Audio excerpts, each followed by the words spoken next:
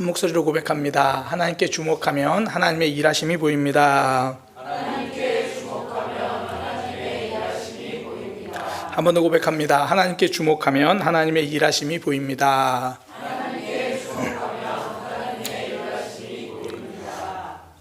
아주 유명한 시죠. 나태주 시인의 풀꽃. 외울 것 같은데 또 막상 외워보면 잘 안 외워지는. 자세히 보아야 예쁘다, 오래 보아야 사랑스럽다, 너도 그렇다. 물론 제가 이걸로 이제 그 주례사를 하면서 기억나시는지 모르겠는데, 제가 주례사를 하면서 그런 얘기를 했어요. 그러나 사람은 대충 볼 때 이쁘다. 너무 자세히 보지 마라. 사실 그거는 이제 우리 상대방의 흠을 보지 말자는 의미지, 실제로 우리는 첫인상도 중요하지만 계속 알아가면서 관계가 발전하면서 진가를 알 수 있게 되죠. 처음에는 잘 모르던 모습도 시간이 자꾸 흐르고 이제 자주 보면 그 사람에 대해서 자세히 알게 됩니다. 그러면서 보지 못했던 좋은 모습들을 발견하게 되죠. 부부 생활 해보니까 그렇죠. 보지 못했던 좋은 모습들을 많이 발견하고 있는 줄 믿습니다. 사람과의 관계만 그런 건 아닌 것 같아요. 하나님과의 관계가 그래요. 시간이 지날수록 하나님이 어떤 분인지를 더 알아가죠. 처음에는 사실 조금 하나님이 무서운 분처럼 여겨지기도 하다가 신앙생활을 자꾸 하고 말씀을 알아가면서 하나님이 나를 참 사랑하시는 분이구나 이렇게 알아가기도 하고요. 또 처음에는 하나님이 그냥 마냥 내 필요를 다 채워주시는 마냥 좋은 분, 마냥 사랑하는 분 이렇게 알고 있었는데, 또 말씀을 통해 또 하나님을 점점 알아가니까 사랑하시는데 그 사랑하는 방법이 바른 길로 인도하기 위해서 때로는 좀 아프게 사랑하시기도 하고, 사랑하시긴 하는데 우리를 거룩한 삶으로 만들어가기 위해서 조금은 불편하게 만들면서 사랑하시기도 한다라는 그냥 그런 분이라는 것을 알아가게 되죠. 그러니까 시간이 지날수록 우리 삶에서 하나님이 조금씩 더 풍성하게 알아가는 것 같아요. 하나님이 어떤 분인지도 그렇지만 우리의 삶 속에서도 하나님의 뜻이 무엇인지 알아가는 것도 이 시간이 지날수록 발견하게 가는 것 같아요. 어떨 때는 그런 생각 있잖아요. 갑자기 어떤 일이 생기면 이게 하나님 뜻이 뭐지? 하나님이 왜 이런 일들을 해나가시지? 처음에는 뜻을 잘 몰라요. 그런데 시간이 지날수록 그 뜻을 발견하게 되죠. 오늘 정인성 사모님도 오셨는데, 오늘 정인성 사모님 이야기가 설교 2번 나오는데 지난주에 안 오시더니 이번에 김동진 목사님도 그렇고 이제 정인성 사모님도 그렇고 내 삶에 찾아오는 질병에 대한 모습들을 제가 보면서 믿음이 무엇인지를 다시 한번 배웁니다. 처음에는 이게 무슨 일이지? 왜 이런 일이 있지? 그러다가도 그 속에서 하나님의 뜻을 발견하고 알아가는 거죠. 김동준 목사님의 그 10가지 감사, 천국에 대한 소망들을 다시 한번 가지고 내가 어느 순간 이 땅에만 마음 두고 있었다는 것을 발견하게 되고, 그러면서 하나님과에서 더 선명해지는 그런 모습들, 그렇게 하나님 뜻을 알아가는 것. 제가 2번 말씀드렸죠. 정희성 사모님도 제가 이제 지난주에 통화할 때 저는 정말 좀 놀라고 감사했던 게, 저한테 그 통화할 때 가장 많이 강조하셨던 게 이거였어요. 우리를 향한 하나님의 뜻은 선하시잖아요. 안 비슷했나요? 안 비슷했군요. 그러니까 본인이 지금 눈이 어떻게 될지 모르는데 계속 강조하는 게, 우리를 향한 하나님의 뜻은 선하시잖아요. 이 말은 지금 내 아픔 속에도 하나님이 선하게 일하신다는 거거든요. 그러면서 이제 이야기하는 게, 내가 못하는 것도 많이 생겼고 그럴 건데, 그러면서 하나님 앞에 어떻게 살아야 할지 좀 더 단순해지고 조금 더 선명해진다, 그런 이야기를 하더라고요. 우리 삶은 하나님의 뜻은 선하신 거잖아요. 내 삶에 갑작스럽게 찾아온 아픔 속에서도 하나님의 뜻을 발견하게 되는 거죠. 물론 어떨 때는요, 처음에는 하나님의 뜻이 무엇인지 도무지 이해가 안 될 때도 있어요. 그러나 그 속에서도 하나님의 일하심을 가만히 주목해서 보면, 또 이 일에서는 몰라도 그 전에 내 삶에서 일하셨던 하나님을 주목해서 보면 하나님의 뜻이 무엇인지를 조금씩 하나님의 일하심이 어떤 것인지 조금씩 발견하게 된다는 거죠. 요즘 잘 보기 힘든 파란 하늘을 가끔씩 보면 파란 하늘에 하얀 뭉게구름이 있을 때가 있잖아요. 대충 보면 그 구름이 그냥 그 모습 그대로 멈춰 있는 것 같은데, 그 하얀 뭉게구름을 가만히 보고 있으면요, 조금씩 움직이는 게 보이고 그 모양도 달라지는 것을 볼 수 있습니다. 그냥 볼 때는 몰랐는데 가만히 주목해 보면서 그 움직임을 알게 되고 그 변화를 알게 되고, 아, 바람이 지금 여기서 이쪽으로 불어가는구나 알게 돼요. 지금 내 삶에 어려움이 있거나 혹은 어떤 결정을 해야 될 때, 혹은 갑작스러운 일이 찾아왔을 때, 그때 파란 하늘에 떠 있는 뭉게구름을 가만히 보듯이 하나님의 일하심을 가만히 주목해 보시기를 소망합니다. 지금까지 일하셨던 하나님의 일하심을 가만히 주목해 보면요, 하나님이 어떻게 어느 방향으로 일하고 계신지가 보여요. 우리가 지금 계속 살펴보고 있는 루키가 그런 모습을 참 잘 보여주거든요. 룻과 나오미는 이제 모든 것을 잃어버리고 베들레헴에 왔잖아요. 사실 나오미는 실패한 채 고향으로 돌아온 거고요. 룻은 아무것도 모른 채 낯선 땅 시어머니를 따라서 온 거죠. 그러니까 사실 절망과 좌절의 상황인데 그 속에서도 하나님이 일하고 계세요. 특별히 오늘 본문은 이제 나오미와 룻이 그 하나님의 일하심을 조금씩 발견하고 알아가는 그런 이야기거든요. 오늘 이제 룻기 6번째 이야기인데, 나오미와 룻의 계속 선택이라고 표현했는데 오늘은 대화죠. 그 대화 속에서 하나님이 어떻게 일하시는지를 발견하게 돼요.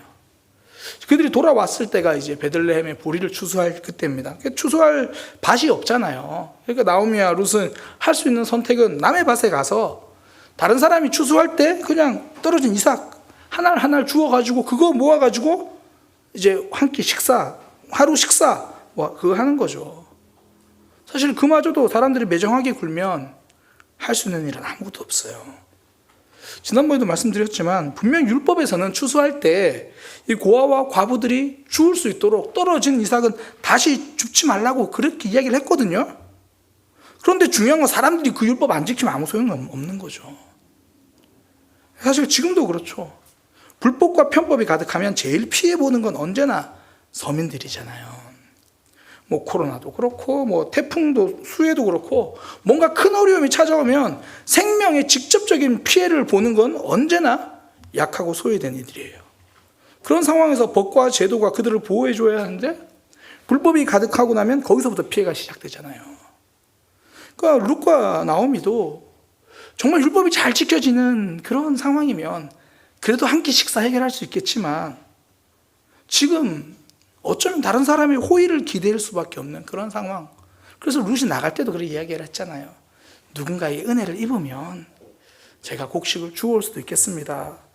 그렇게 간 밭이 보아스의 밭이었습니다.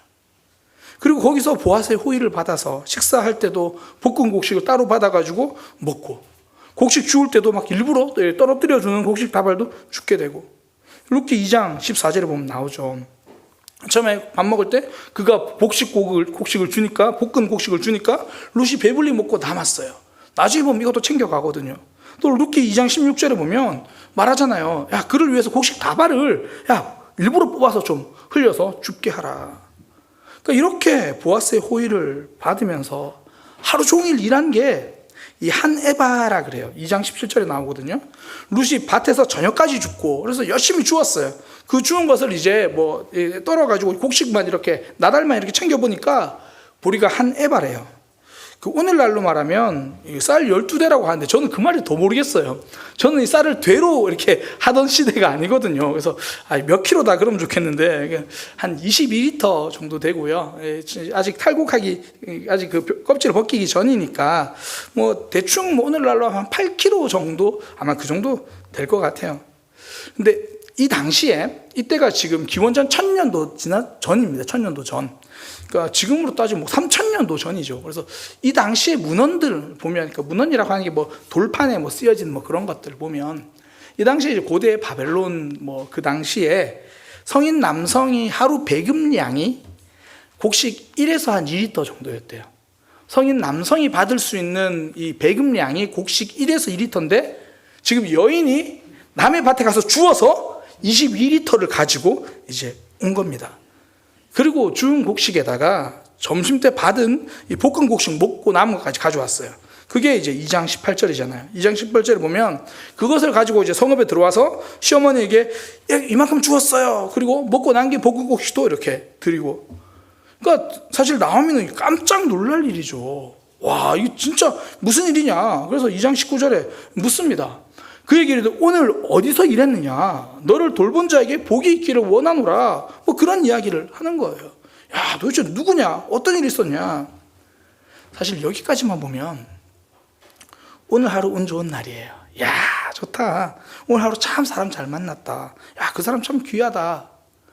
그런데 그 다음 룻의 입에서 나온 그 밭 주인의 이름 듣고 나서는 상황이 조금 달라지죠. 2장 19절 뒷부분에 보면 누가 그랬냐니까 오늘 일하게 한 사람의 이름은 보았습니다. 와, 너 어떻게 이렇게 많이 주워왔냐? 어떻게 대단하다. 야, 참 좋네. 그 사람 누구냐? 아, 그 사람 보아스라고 하던데요? 보아스? 그 사람 우리와 관련 있는 사람인데? 그래서 룻기 2장 20절에 말하잖아요. 나오미가 자기 며느리에게 이르되 그가 여호와께 복을 받기를 원하노라. 그러면서 그는 우리와 가까운 사람이고 기업 물을 자 중에 하나다. 그러니까 보아스가 이전에 니네 시아버지 살아계실 때도 우리를 여러 모양으로 도와줬는데 산자에게도 그랬는데 죽은 이후에 지금 우리의 삶에서도 야, 도와주는구나. 우리와 가까운 사람, 참 좋은 사람, 우리의 기업 물을 자, 그가 좋은 마음만 먹는다면 우리가 먹고 살 수 있도록 도와줄 수 있는 그런 위치, 그런 관계에 있는 사람이야. 나오미가요, 여기까지만 봐도 그래도 이럴 수 있죠. 아, 참 그 사람 고맙다. 야, 참 이런 우연이 있네. 하필 갔는데 보아스에 바치구나. 보아스 참 고맙다. 이렇게 생각할 수 있어요. 근데 룻도 이제 그런 이야기 들으니까 그분이 그런 분이에요?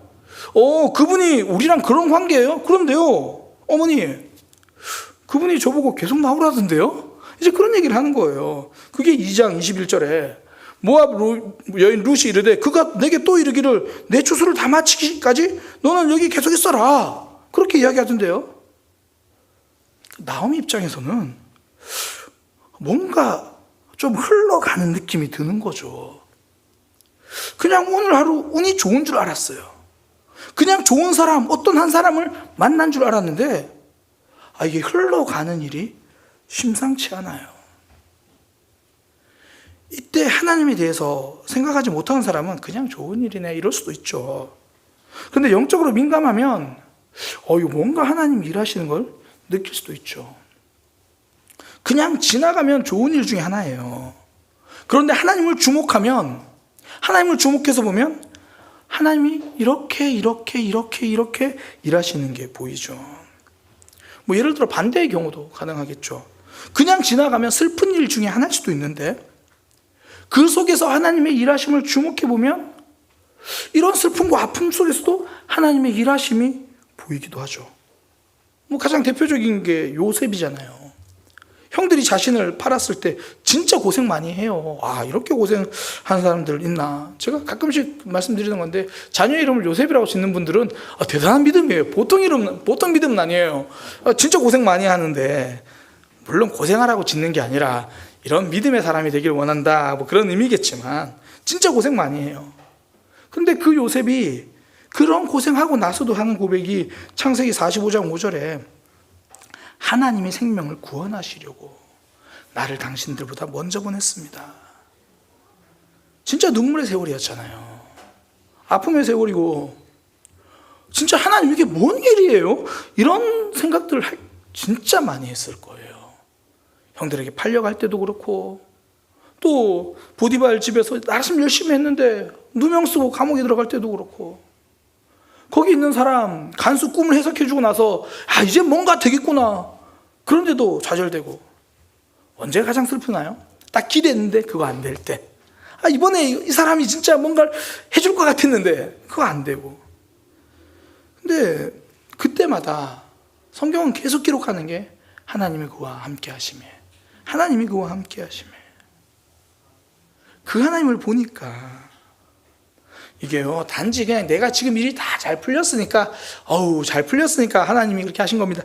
이게 아니라 하나님이 행하신 일을 주목해서 보았기 때문에 아픔 속에서도 그렇게 고백하죠. 그러니 복수심에 사로잡히지 않습니다. 과거의 아픔에 발목 잡히지 않습니다. 아픔을 극복하는 방법은요, 문제와 사람에게 집중하는 게 아니라 하나님께 주목할 때 그 아픔 속에서도 일하신 하나님을 고백하게 됩니다. 삶에서 아픔이 왜 없습니까? 슬픔이 왜 없습니까? 여기 계신 분들 중에서, 청년들 다 포함해서 좋은 일만 겪으면서 걸어온 삶은 없을 거예요. 제 아내는 있을지도 모릅니다. 저를 만나서. 그런 제일 큰 아픔일지도 모릅니다. 그 아픔 속에서 아픔에 먹히지 않고 미움에 빠지지 않는 비결, 하나님이 무슨 일을 하고 계시나, 거기에 주목하는 거죠. 우리 교회 한 분이 저한테 가끔 이런 말씀 해주시는 분이 있어요. 우리 교회를 가만히 주목해서 보면 하나님이 회복시켜 주심이 보여요. 가정마다, 교회마다, 그러니까 각 가정도, 각 개인도 그들 삶 속에서 하나님이 회복해 가심이 보인다. 그 얘기를 저는 참 많이 하세요. 그러면서 그분이 하시는 말씀이 부흥이거든요. 가만히 주목해 보니까 각 사람마다, 각 가정마다 한 사람 한 사람 회복해 하는 게 보인다라는 거예요. 사람만 보면요, 문제만 보입니다. 아픔도 보이고 미움도 보이고, 그러다 보면 섭섭함도 보이고. 하나님을 주목해 볼 때 그 너머가 보여요. 그래서 잠언은 우리에게 말하잖아요. 너는 범사의 그를 인정하라. 잠언 3장 6절. 너는 범사의 그를 인정하라. 그리하면 내 길을 지도하시리라. 내 삶에서 하나님의 일하고 계심을 고백하는 것, 거기 집중하는 것, 그때 하나님이 내 삶을 인도해 가시는구나, 역사해 가시는구나 느끼는 거죠. 사실 하나님은 우리 삶 처음부터까지 다 인도해 가세요. 우리가 그걸 모르니까 아파하고 힘들어하고. 그러니 너희는 범사의 그를 인정하라. 그러면 그가 지도해 가시는 걸 우리가 깨닫게 되는 거죠. 경험하는 거죠. 그러면 우리 삶에서, 목사님 저도 정말 하나님의 일하심을 좀 주목해 보고 싶은데 지금 현실이 아프니까 그게 잘 안 돼요. 어떻게 하면 그렇게 하나님의 일하심에 주목해 볼 수가 있나요? 어떻게 하면 시선을 돌려서 하나님께로 돌려서 하나님을 주목해 볼 수 있습니까? 오늘 본문 너무 선명하게 나와요. 딱 한 가지 나눌 건데요, 은혜를 받는 것도 귀하지만 그 은혜를 나눌 때 서로 하나님을 알아간다는 거예요. 오늘 본문에 보면 룻은요, 밭은 룻이 은혜를 받는 자리였어요. 거기서 보아스 만나고 호의를 경험하죠. 그리고 성읍으로 돌아온 그 베들레헴 성읍, 그 자기 집은 그 은혜를 나누는 자리예요. 룻기 2장 18절, 아까 계속 살펴봤던 건데요, 그걸 가지고 성읍에 들어가서 시어머니에게 주운 것을 보이고 배불리 먹고 남긴 것을 시어머니에게 드리고 자신이 받은 그 은혜를 시어머니에게 보여주죠. 지금 22리터 굉장히 많은 양이니까 그거 이제 머리에 쥐고 오면서 이 곡식을 시어머니께 드릴 기쁨도 있죠. 근데 또 하나가 뭐예요? 진짜 오늘 이렇게 좋은 일이 있었다는 거 막 나눌 기쁨이 있잖아요. 이런 좋은 일이 있었는데 이걸로 빨리 어머니 드리고 앉아가지고 오늘 늦게 자겠다. 이 좋은 이야기 하려면 이거 밤새겠다. 어머니 이것 보세요. 이렇게나 많아요. 우리 삶이 그래요. 은혜 받으면 나누고 싶어요. 하나님을 경험하면 고백하게 돼요. 신앙생활 하면서 은혜 받는 자리가 있다는 것도 참 감사하지만 그 은혜 나눌 자리가 있다는 게 정말 복이죠. 룻에겐 가정이 그런 공간이에요. 나오미가 그런 사람이잖아요. 아니나 다를까 룻이 이걸 쫙 펼쳐서 보여주니까 나오미가 관심을 가져요. 물어요. 룻기 2장 19절에 시어머니가 그에게 이르되 오늘 어디서 주었느냐, 어디서 일했느냐, 너를 돌본 자가 누구냐, 그 사람 진짜 복받은 사람이다, 진짜 그 사람에게 복이 있었으면 좋겠다, 그렇게 이야기를 하는 거죠. 세상에 이렇게 좋은 일이, 이런 복된 일이 누구냐, 어떤 사람이냐, 무슨 일이냐, 내가 겪은 일, 내가 받은 은혜 함께 기뻐해주고 관심 가져주고, 내가 받은 은혜 함께 말할 수 있는 자리, 그 자리가 지금 열려지는 거잖아요. 이 말씀 묵상하는데 전 초대교회 성도들의 모습이 보이더라고요. 사도행전 5장 42절에 그들이 날마다 성전에 있든지 집에 있든지 예수는 그리스도라 가르치고 전도하기를 그치지 아니하니라. 이게 단순히 성경 공부했다 그런 의미는 아니잖아요. 내가 이곳에서 은혜 받았으면, 성전에서 은혜 받았으면 또 모여있는 곳에서 집에서 나누고, 또 내가 집에서 받은 은혜 있으면 또 성전 가서 그들이 함께 고백하고, 우리 삶에서 은혜 받는 밭도 중요하지만 그 은혜를 나눌 수 있는 성읍이 있다는 거, 이게 복이죠. 그러면서 나는 어떤 경우에는 지금 문제만 보고 있었는데 함께 은혜를 나누는 사람 덕분에 그래, 내 삶에서도 하나님 일하고 계시는구나, 하나님을 발견하는 거죠.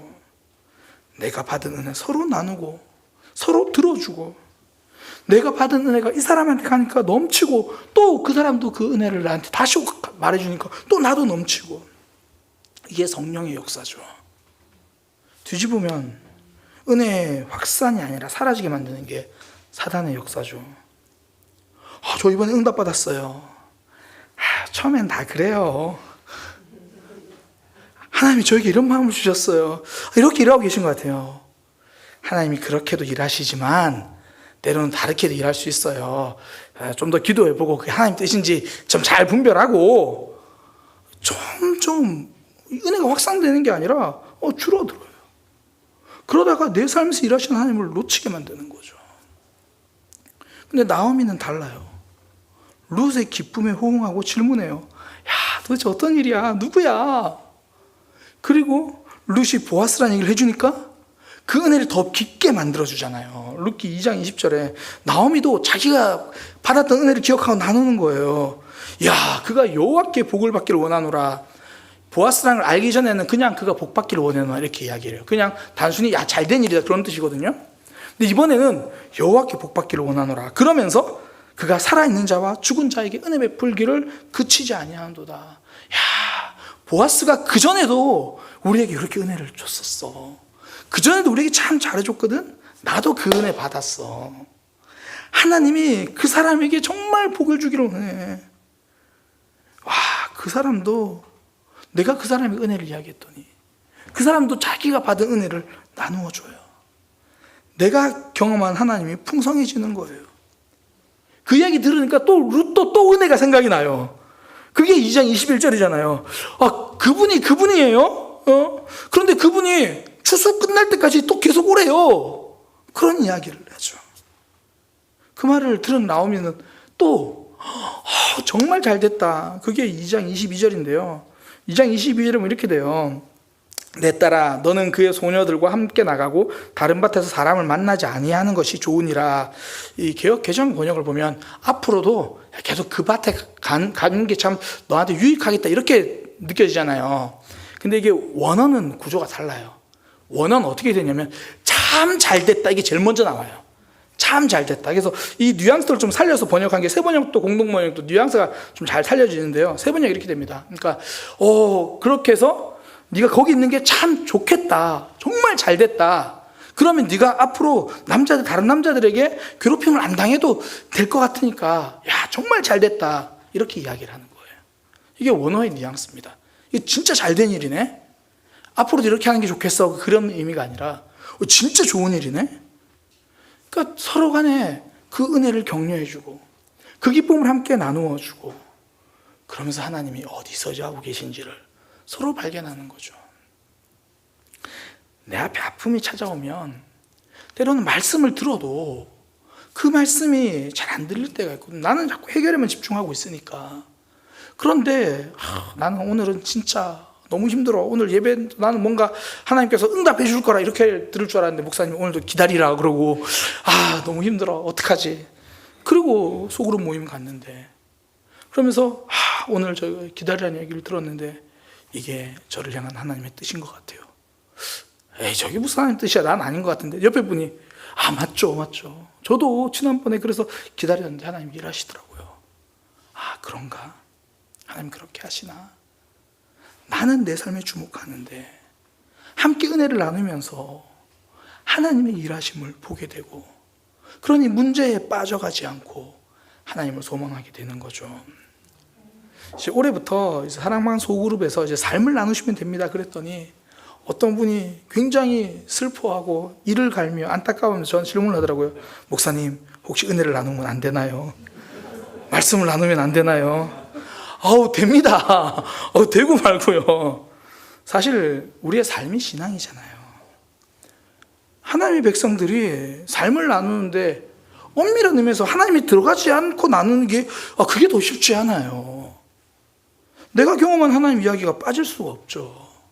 단지 올해 이제 그렇게 말씀드리는 거는 그런 시간이 부담스러운 분들 있잖아요. 그런 분들에게 삶을 이야기해도 됩니다. 그런 의미죠.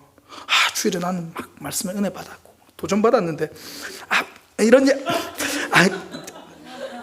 네, 지난주에 밥 먹었습니다. 이런 의미가 아니잖아요. 하나님을 경험한 이야기는요, 전혀 안 믿는 사람들이 들어도 주목하게 돼요. 지난주에 이렇게 제가 기도 제목 냈는데 응답됐어요. 그럼 안 믿는 사람도 신기하게 쳐다본다니까요. 처음 교회 온 사람도.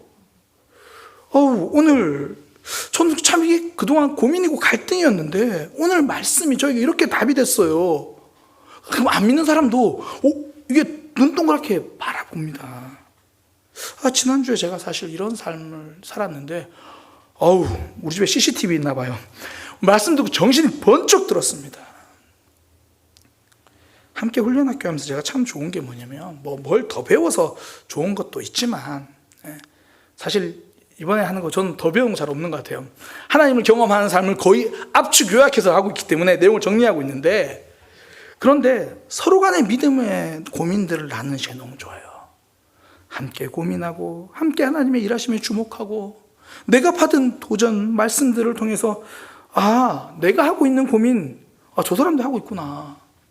어떨 때는 나는 내가 그렇게 죄인인지 몰랐는데 들어보니까 나도 저 죄 가운데 있구나. 그러면서 하나님을 알아가고 깊어가고. 우리 삶은 내 힘으로 살아갈 수가 없잖아요. 그래서 예수님이 이렇게 말씀하시죠. 요한복음 15장 5절에 나는 포도나무여 너희는 가지라. 그가 내 안에 내가 그 안에 거하면 사람이 그제야 열매를 먹고 많이 맺고. 그래서 우리에게 선명히 말씀하십니다. 우리가 예수님을 떠나서는 아무것도 할 수 없다. 그러니 하나님이 절실하니까 함께 은혜를 나누고 우리를 믿음의 동역자로 묶어주시죠.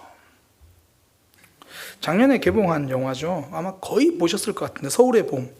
거기 보면 이제 그 영화 앞부분에 보면 이 계엄사령관이 주인공 이태신 장군에게 수도경비사령부를 이제 맡기죠. 자꾸 이제 거절하니까 그때 하는 말이, 내가 정치를 맡길 거면 이 장군한테 그 임무를 맡기겠습니까? 정치를 맡기는 게 아니고 육군 참모총장으로서 군인 이태신에게 임무를 맡기겠습니다. 하나님이 우리를 하나로 묶어주신 첫 번째 임무는 함께 더불어 하나님을 나누고 함께 더불어 믿음을 나누고 함께 더불어 하나님 경험했던 그걸 나누라고 우리를 묶어주신 거죠. 그래서 우리를 교회에서 묶어주신 거죠. 그 은혜 안에서 서로를 돌보고 그 은혜 안에서 서로를 사랑하고, 반대로 그 은혜가 사라지면요, 사랑도 깨집니다. 하나님을 나누고 하나님 은혜를 나누는 게 사라지면 서로 돌봄도 깨져요. 사도행전에 그 모습이 나왔잖아요. 일이 너무 많아지니까 헬라파, 히브리파 여인들 서로 빠졌다고 힘들어하고, 그래서 내린 결론, 집사님들을 세우고 우리는 기도와 말씀에 전념하겠습니다. 은혜가 풍성해지도록 하겠습니다. 우리의 삶, 하나님의 뜻이 어디에 있는지, 하나님이 어디서 일하고 계신지를 알려면 하나님께 가만히 주목해 보면 돼요. 근데 나 혼자 그거를 못하고 놓칠 때도 있으니까 우리를 믿음의 동력자로 묶어주셔서 함께 은혜를 나누게 하시는 거죠. 룻은 성읍으로 돌아온 발걸음이 너무 좋았습니다. 이 곡식 나누는 것도 좋았지만 어머니에게 오늘 하루 있었던 이 아름다운 일을 풀어놓고 싶어서 그 이야기를 들은 나오미, 그래, 그 사람에게 나도 받은 은혜가 있다. 그런데 나에게 또 이렇게도 이야기하던데요. 그래, 너 정말 잘됐다. 우리 계속 여기에 머물러 있자. 이 은혜 안에 머물러 있자. 하나님이 우리에게 묶어주신 이 은혜의 공동체에서 하나님의 은혜를 풍성히 나누며 모두 함께 하나님의 일하심을 발견하는 우리 사랑의 교회가 되기를 소망합니다. 기도하겠습니다. 하나님, 하나님께 주목하며 하나님의 일하심을 경험할 수 있는 우리의 삶 되게 하여 주옵소서. 내게 주신 말씀, 내게 주신 은혜 주신 것도 감사한데 그 은혜 나눌 수 있는 공동체를 주셔서 너무 감사합니다. 서로가 은혜를 나누고 서로가 그 은혜를 공동체에서 더 풍성하게 만들어가는 그 믿음의 자리가 되게 하여 주옵소서. 예수님의 이름으로 기도드립니다. 아멘.